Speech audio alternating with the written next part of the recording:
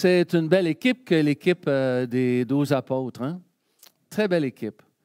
Et cette équipe-là se veut présente à Jésus et ils se rendent compte que ça ne se terminera pas avec Jésus. Il y a de la mission à faire. Il y a une mission devant eux. Ah, c'est là qu'ils se disent, ah, oh là là, Seigneur, aide-nous à avoir ta foi à toi, augmente en nous cette compréhension que tu as de la vie, de Dieu, de nos frères et de nos sœurs. Alors peut-être que vous-même, vous avez trouvé votre mission. Peut-être que vous la voyez, votre mission, qu'elle soit familiale, qu'elle soit dans votre milieu de travail, qu'elle soit dans vos loisirs. Vous l'avez probablement vu, votre mission. Mais vivre la mission seul, wow, ça devient difficile. Les apôtres étaient 12, ils étaient une équipe. À la paroisse, on a une équipe pastorale et missionnaire. Et on prie les uns pour les autres. Vous-même, vous devez prier pour les gens qui sont vos proches collaborateurs dans la mission que le Seigneur vous a offert de vivre.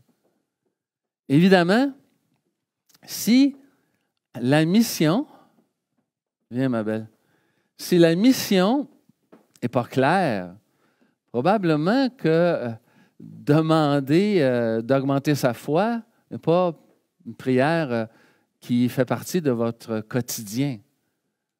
Mais les apôtres le sentaient. Augmente en nous la foi. Et là, on pourrait se demander, mais c'est quoi la foi? Bon, on va le dire tantôt dans le credo. On a un cadre, on a un contenu. Mais ce n'est pas que ça, la foi. Si on prend une mère Teresa, qui était religieuse et qui enseignait bien comme il faut dans un couvent, puis elle voyait à tous les jours, quand elle se rendait à son couvent, à l'enseignement qu'elle faisait, plein de monde dans la rue qui souffrait, qui était pauvre, puis elle ressentait un appel. Il y a aussi cette dimension-là à l'intérieur de nous auquel il faut être attentif. Et quoi, Seigneur, que tu me donnes comme intuition, comme appel? Je pense que chacun d'entre nous reçoit cet appel-là. Si on écoute profondément ce qui se vient à l'intérieur de nous, hop, on découvre que la foi, ce n'est pas juste un contenu, mais il y a un appel à être en mission. Il y a une petite sœur à Montréal qui appelait ça la conversion des pieds. La conversion du cœur, c'est évident, hein, on veut tous qu'on change, mais la conversion des pieds, c'est assez évident où ce que c'est que mes pieds m'amènent à tous les jours, à toutes les semaines, à tous les mois. Et ça parle énormément. C'est drôle, hein? Nos pieds nous parlent. C'est-tu beau avec un peu? Nos pieds nous parlent.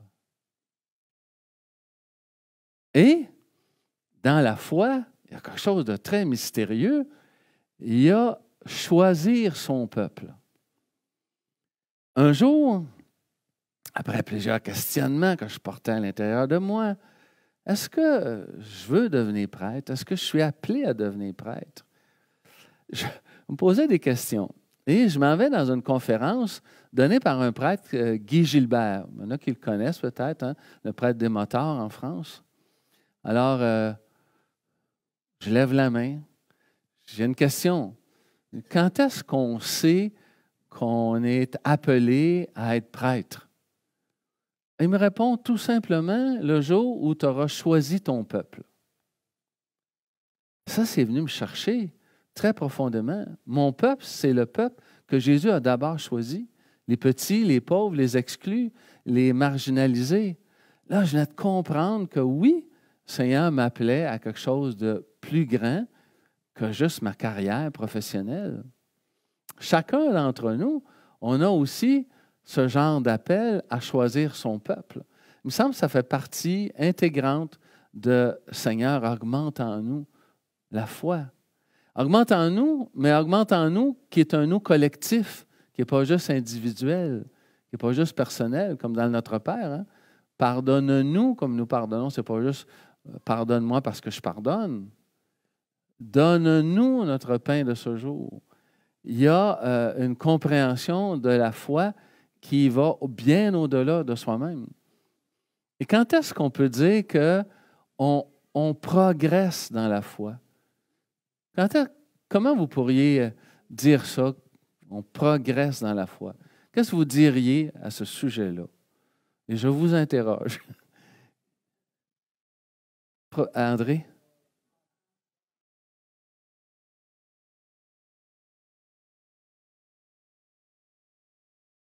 Alors, on met en lien les événements de notre vie avec le regard de Dieu sur nous, la providence.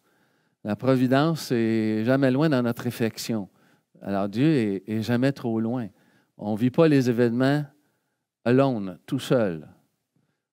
Oui, autre chose. Oui. On lâche prise, puis on s'en remet à Dieu. As-tu besoin de lâcher prise de ce temps-là? Des fois. Oui. On peut lâcher prise. On veut tellement ça. Des fois, ça va être quelque chose de matérialiste. Hein? Mais le Seigneur dit non. Ou bien non, ça ne marche pas comme on voudrait que ça marche. Eh bien, il y a d'autres choses qui vont arriver. Dernièrement, je pigeais une petite carte pour faire la réflexion. Puis c'est marqué, quand une porte se ferme, une fenêtre s'ouvre. Ah, merveilleux. Est-ce que tu veux intervenir? Si ta fille a levé ta main. Ah oui? Elle est bonne pour toi, hein?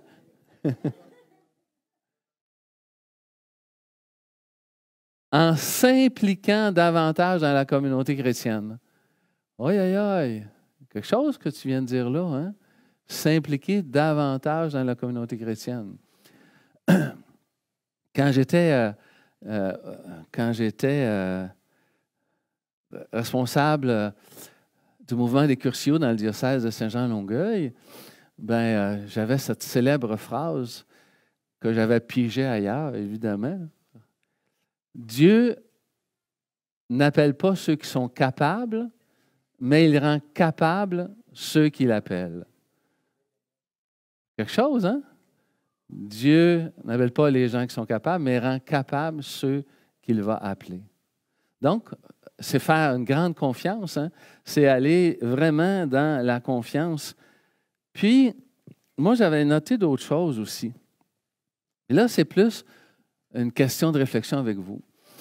Est-ce que ma foi évolue parce que j'ai besoin de Dieu ou parce que je désire Dieu? Vous voyez la différence entre besoin, mais pas le choix, un besoin, c'est un besoin, alors qu'un désir, ça laisse de l'espace. Il y a de la liberté de ce côté-là. Est-ce que vous allez à Dieu par besoin ou par désir? Et moi, c'était venu me chercher aux entrailles. Un de nos vieux professeurs disait, on peut commencer certainement à être avec Dieu, en communion avec Dieu, par besoin, parce qu'il y a un vide dans notre vie, c'est une béquille. Mais ça ne peut pas finir par un besoin. Il faut que ça finisse par un désir. Et dire, je suis assez libre pour faire le choix de te désirer, et non pas, je suis avec toi, parce que vous avez besoin. C'est comme une assurance collective pour nos vieux jours. Ce n'est pas une assurance. Oui, je désire être avec toi, Seigneur. Je désire de tout mon cœur. Oui, je désire et l'esprit est prompt, mais la chair est faible. Alors, notre communion avec Dieu va trouver de la constance. Quand on évolue dans la foi, qu'on ne fait pas juste vieillir, qu'on évolue, il y a de la constance, évidemment. Et vous allez remarquer que ceux qui progressent dans la foi, ce sont ceux qui vont insister davantage sur la miséricorde de Dieu. Pour le pape François, c'est fondamental, parce que quand il est arrivé dans la curie romaine, évidemment qu'il a vu du monde dont le pouvoir était super intéressant. Pogner 3-4 jobs, 3-4 salaires. Donc, il est venu mettre de l'ordre là-dedans. Là. Hop là. Tu sais, quand tu as 2-3 sœurs qui sont à ton service, puis tu fais sonner la petite clochette, puis les bonnes sœurs arrivent pour te faire manger, ce n'était pas tout à fait ce qu'ils souhaitaient pour la curie romaine. Ce n'était pas tout à fait ce qu'ils entrevoyaient. Ah, il a commencé à faire du ménage. Ah, c'est pas fini. C'est dans la bonne direction, certainement. Alors, quelqu'un qui insiste sur la miséricorde va beaucoup plus loin que celui qui va insister sur « il faut que tu pratiques les rites religieux de l'Église catholique ». Beaucoup plus loin. Il va beaucoup plus loin. L'autre chose aussi que je dirais, ça fait partie de ma réflexion, la langue, qui est le plus petit muscle du corps humain, peut faire des sacrés ravages. Hein? Alors, si ma langue, ma bouche est à la louange et que je n'ai pas toujours des prières faites à l'avance que je récite, mais que je suis capable dans mon cœur de prier Dieu avec joie, avec louange, avec tendresse, il y a quelque chose qui s'est passé dans ma vie quand ça devient des prières vraiment personnalisées pour nous, capable de développer ça. Alors, la louange, c'est un très bon signe, comme quoi il s'opère du changement dans notre cœur. Alors là, je vous lis 2 petites phrases qui, moi, me marquent, mais je ne les comprends pas trop. Je les comprends, puis j'aurais besoin de les approfondir. Promettre l'avenir. Alors, Dieu s'engage envers moi, puis moi, je m'engage envers toi. Je te promets de te donner mon avenir. Promettre de donner son avenir au Seigneur, c'est promettre de lui donner du temps, de lui donner mon corps, puis de lui donner mon esprit. C'est un vœu, un engagement qu'on peut faire, comme dans le mariage, comme dans la vie religieuse. Je m'engage envers toi, Seigneur, pour te donner un peu plus de temps, te donner mon corps là où les gens en ont le plus besoin, te donner mon esprit, ben c'est parce que je veux être vraiment dans la confiance profonde que tout ce qui arrive dans la providence, c'est avec toi que je suis en train de le vivre. C'est pas bête, hein? Pas bête, hein? Puis l'autre, c'est est-ce que dans la foi, est-ce qu'on est capable d'engager maintenant notre avenir? C'est ce qui est le plus difficile, je pense, aujourd'hui, dans les engagements à long terme, engager son avenir quand on ne sait même pas quel genre de bonhomme ou de bonne femme on va être dans 5, 10, 15, 20 ans. Mais engager mon avenir. Les apôtres, à cause de la mission qui leur donnait une route à suivre, avaient saisi que, oh là là, c'était lucide de leur part. On va avoir besoin d'une foi encore plus grande. Alors, surtout quand ils ont vu le Maître mourir sur la croix. Ils ne s'attendaient certainement pas à quelque chose comme ça. Ils s'attendaient à plus d'éclat. Puis c'est pas ça qui est arrivé. Puis la résurrection, après ça, il dit, c'était quelque chose à faire avaler au monde. Hein? Il est revenu à la vie. Pas évident. Nous-mêmes, aujourd'hui, on pourrait dire que la communauté tout entière revient à la vie. À nous tous, ça j'aime tellement ça, à nous tous, nous formons le corps du Christ, mais un corps du Christ ressuscité. À la communion, Saint Augustin avait l'habitude de dire deviens ce que tu reçois. À nous tous, le corps du Christ ressuscité. Quand on vous donnera la communion tantôt, que votre Amen soit rempli d'une conscience encore plus vive de l'amour de Dieu pour vous, puis de la mission qui est la nôtre finalement.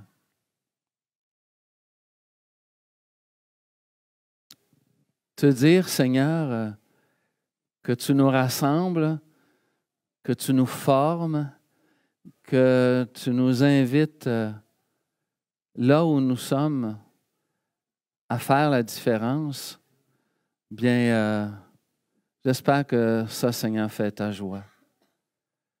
J'espère franchement que les responsabilités que tu nous donnes, nous puissions avec toi les vivre. pour un monde meilleur, pour un monde où on fait venir le royaume des cieux dans notre vie quotidienne, autour de nous. Et que tous ceux et celles qui sont ici et qui nous regardent à la maison ou ailleurs, bien, nous puissions faire la différence là où nous sommes. Prière simple, Seigneur, que tu peux exaucer. Nous voulons faire la différence ici et ailleurs, parce que notre cœur te supplie d'aider d'autres personnes partout dans le monde qui souffrent vraiment des guerres, de famine, d'inondations, de destruction.